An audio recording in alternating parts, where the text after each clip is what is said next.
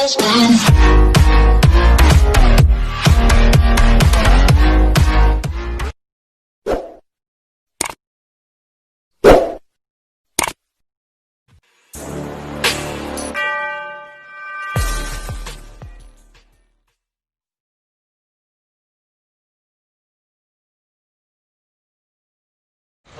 atong oras mga super alas 12:57 tagna sa buntag. Adlaw karon nga sa Domingo na, pizza 20 sa buwan sa September 2020. Kini inyong ka-super Banji Talisik no. Lalakad direktamente sa may Unit 3 Carbon Public Market, Barangay Ermita. Sa Barangay sa Niño Ermita. Ermita Niño. Sa Niño no. Barangay sa Niño. Di ay nahitabong pagpamusil diri mismo sa area sa may unit din makita yung biktima na skandal karon na kanimo ang gipasil o niya na kuno sa nasudlo skandal na shot sa kanal mga super. So ang giingon ang suspect on board kini sa motorcycle o niya kani siyang biktima 41 anyos nga taga Barangay Talamban. Barangay Talamban no? Ang biktima Barangay Talamban? Agi sa pangan niya. Iya pangan daw? Jojo. Okay, certain Jojo Payot. Sigon sa pangan sa biktima. Boss, ang bala boss, ang bala. Matandugan nimo. So, money.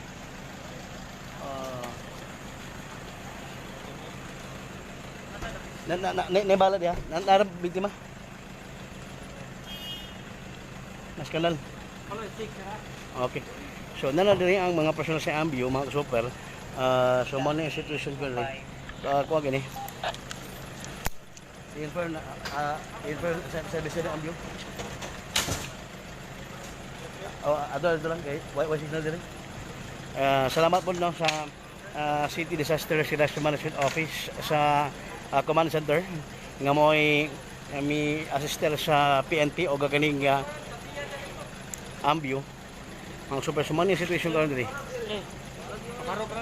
Ang kini mo ang biktima exclusive ta sa super Balita Cebu kini pag live na to mga super kini ko sa ka shooting incident no diri mga tungura ang biktima nga mao si Jojo asserted Jojo Payot no onya so ang suspect ni gingong nagmotor niya papatay tino nga motibo ko si inundan sa kaning pagpamusil sa suspect nga biktima. Posibleng o kargador ning biktima mga super na kaning maong gipusil.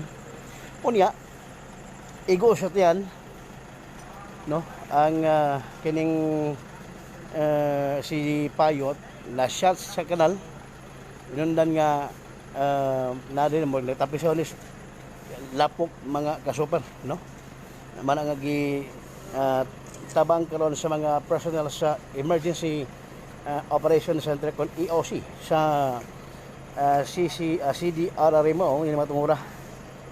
So ang sitwasyon ang bala matamagan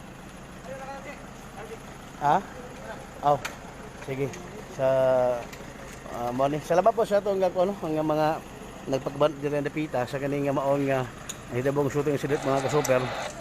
So kani mga biktima dalo ni sa Cebu City Medical Center.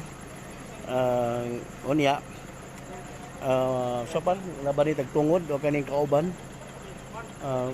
ato ning kon pangutanon kung usay asa ni o kaning gausa ni biktima kagaina nga naman ning kuan nga naman ning posible baga nga dunay kontra ni o kaning dunay iya nakalalis mga super no man nga gi posil ni kaning mao nga biktima.